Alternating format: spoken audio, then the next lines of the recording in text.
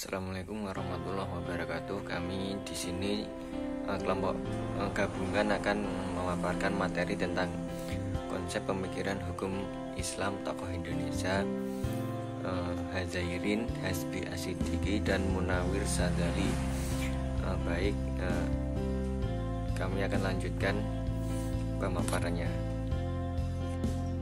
Baik, pembahasan yang pertama adalah tentang biografi dari Hadzairin. Beliau dilahirkan di Bukit Tinggi 28 November 1906.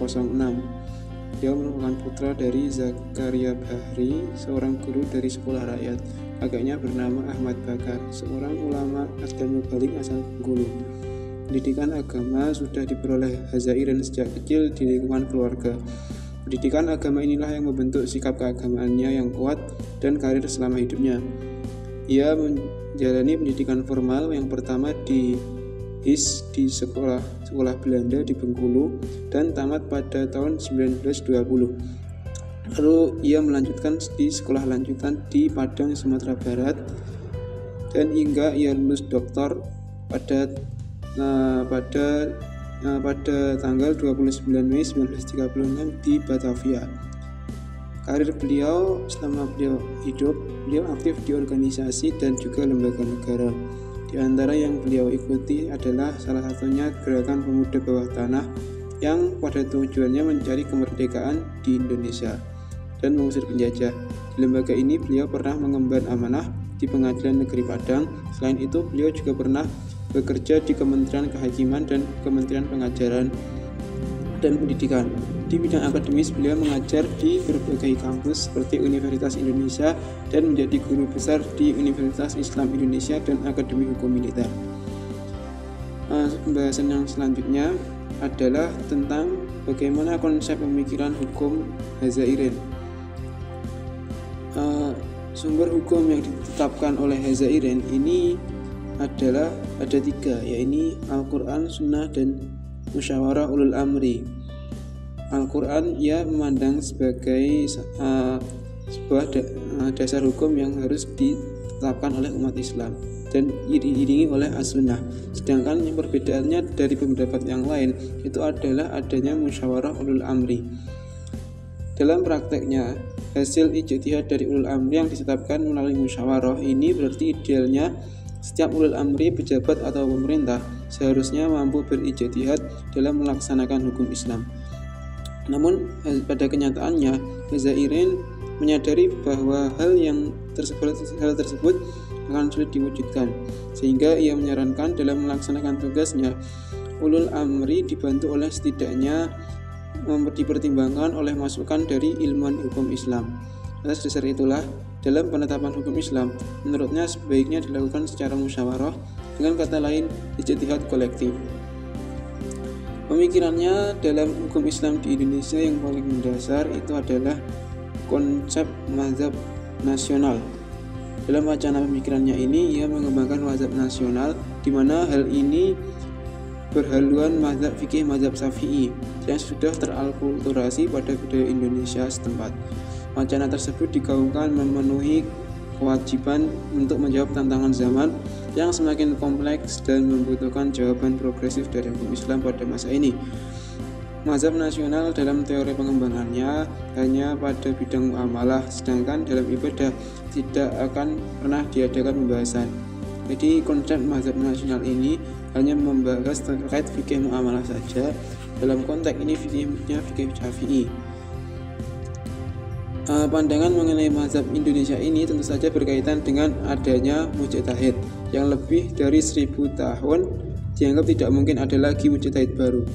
Menurut Hadzairin, mulai abad ke-20 ini seharusnya orang tidak lagi mendewakan manusia, termasuk mendewakan mujtahid. Mereka dihargai dan dihormati sewajarnya dengan kontribusi keilmuan yang diberikan dengan sesuai pada masanya. Apabila percaya pada rahmat Allah tidak terhenti kepada manusia, maka menurut Hadzairin harus percaya juga bahwa pintu ijtihad bagi mujtahid baru akan terbuka. Pada intinya teori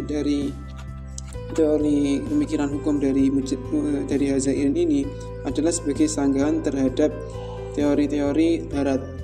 Teori ini memberikan alasan bahwa perlu diadakannya sebuah patokan hukum yang sesuai di Indonesia dalam konteks hal muamalah. Latar belakang pemikiran Hasbi As-Sidqi. Hasbi As-Sidqi lahir di Aceh pada tahun 1904. Ia merupakan seorang ulama, cendekiawan, dan aktivis pergerakan nasional. Pemikirannya dipengaruhi oleh pengalaman dan pendidikannya yang beragam, mulai dari pesantren hingga perguruan tinggi. Hasbi banyak belajar dari berbagai aliran dan pemikiran termasuk Mu'tazilah, Syiah, dan Sunni yang kemudian membentuk pandangan hukumnya yang khas. Selain itu, Hasbi juga dipengaruhi oleh pemikiran reformis Islam dari Timur Tengah seperti Muhammad Abduh dan Rashid Ridho. Hal ini menjadikan Hasbi sebagai sosok yang progresif dan berusaha memperbarui pemikiran hukum Islam agar sesuai dengan konteks masyarakat di Indonesia. Konsep hukum Islam menurut Hasbi As-Sidqi adalah hukum Islam merupakan sumber dari wahyu Tuhan yang telah ditetapkan untuk mengatur kehidupan manusia. Namun, Hasbi menekankan perlunya penafsiran dan pemahaman yang kontekstual terhadap hukum Islam agar dapat diterapkan secara efektif di kehidupan masyarakat. Hasbi juga meyakini bahwa hukum Islam harus bersifat dinamis dan dapat beradaptasi dengan pembangunan zaman. Ia menolak pandangan hukum Islam yang kaku yang hanya berdasarkan pada teks-teks klasik. Sebaliknya, Hasbi mendorong ijtihad dan pembaruan hukum Islam agar sesuai dengan kebutuhan dari masyarakat.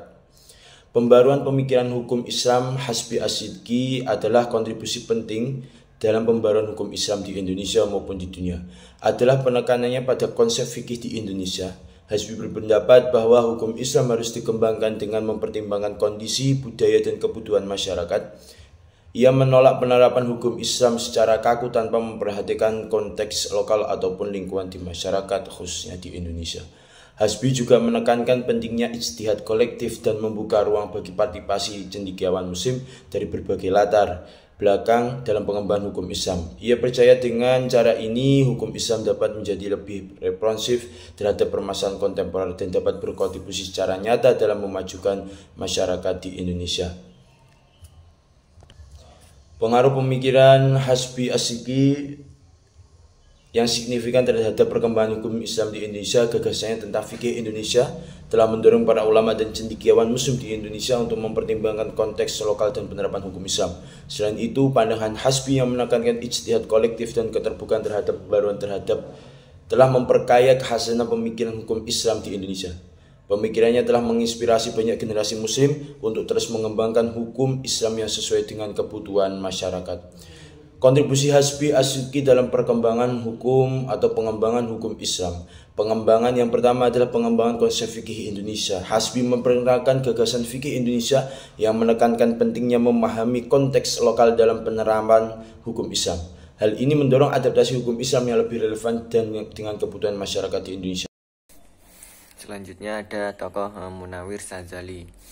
Di sini beliau berpendapat bahwa reaktualisasi hukum Islam harus dilakukan dengan mempertimbangkan aspek seperti hukum progresif. Dalam reaktualisasi hukum Islam, Munawir Sadzali berupaya untuk mengembangkan hukum Islam sesuai dengan perubahan sosial dengan budaya masyarakat tanpa meninggalkan substansi nilai-nilai dasar Islam. Demikian reaktualisasi hukum Islam dan hukum progresif menjadi konsep yang saling terkait dalam upaya Munawir Sadzali untuk mengembangkan hukum Islam yang adaptif dan sesuai dengan perubahan masyarakat. Beliau ini menyampaikan beberapa gagasan penting. Yang pertama, ia meninggalkan pemahaman harfiah terhadap Al-Quran dan menggantinya dengan pemahaman berdasarkan semangat dan jiwa Al-Quran. Di sini beliau substansi Al-Quran itu lebih didahulukan dan diutamakan dari makna harfiahnya. Yang kedua, beliau melihat signifikansi dan substansi Rasul, Sunnah dan dengan mempertimbangkan unsur Tasyri' al-Hakam serta memberikan keleluasaan sepenuh bagi umat muslim untuk mengembangkan teknis pelaksanaan di lapangan. Yang selanjutnya ada penggantikan pendekatan ta'budi atau berbasis ibadah ritual terhadap nas-nas dengan pendekatan ta'akuli atau pendekatan yang lebih rasional. Selanjutnya ia melepaskan diri dari masalihul ilahi atau kemaslahatan atau pertimbangan sebab-sebab hukum gaya lama dan mengembangkan perumusan ilahi hukum yang baru. Di sini beliau hukum Islam itu diturunkan untuk kepentingan umat manusia. Beliau mengedepankan sikap ambivalensi atau mendua diri dari sebagai umat Islam. Pembaruan hukum keluarga Islam dapat dilakukan sesuai kebutuhan dalam batas yang ditetapkan syariat. Pembaruan hukum keluarga Islam yang keluar dari ketentuan syariat merupakan suatu kesalahan, meskipun dengan dalil untuk kemaslahatan, keadilan, kesetaraan maupun istilah-istilah lainnya. Metode pembaruan hukum keluarga Islam ada dua, yaitu metode konvensional dan metode kontemporer. Tujuan pembaruan hukum keluarga Islam yang dilakukan di Indonesia merupakan upaya untuk menjawab tantangan modernitas dalam bidang hukum keluarga karena pemahaman konvensional yang mapan tentang berbagai ayat Al-Quran, hadis, dan kitab-kitab fikih dianggap tidak mampu menjawab tantangan problem hukum keluarga yang muncul pada era modern. Berikut itu sedikit pemaparan dari Munawir Sadzali. Pemikiran tersebut masih relevan untuk keadaan sekarang ini. Baik, itu saja dari pemaparan materi kelompok kami. Ada kurang lebihnya, wallahul muwaffiq ila aqwamit thoriq. Wassalamualaikum warahmatullahi wabarakatuh.